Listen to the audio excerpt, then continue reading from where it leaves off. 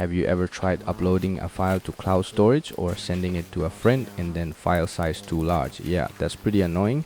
So let's see if we can make it smaller with WinRAR. First, just right click on your file, hover over WinRAR and click Add to Archives. Now change the archive format to RAR. Next, set the compression method to best. For the dictionary size, just choose the highest option your PC can handle. It does use more RAM, so if your computer starts acting like it's fighting for its life, maybe pick a smaller one. My PC has plenty of RAM, so I'm just going with the highest setting.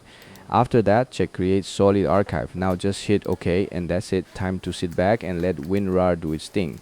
The bigger the file, the longer it'll take, so yeah, maybe grab a snack while you wait. Alright, it's done. Now let's compare the two files side by side. As you can see, the compressed archive is smaller than the original, which makes it much easier to upload to cloud storage or send to someone online. And that's pretty much it. Super easy, only takes a few clicks, and hopefully it saves you some time the next time you run into a file that's just way too big.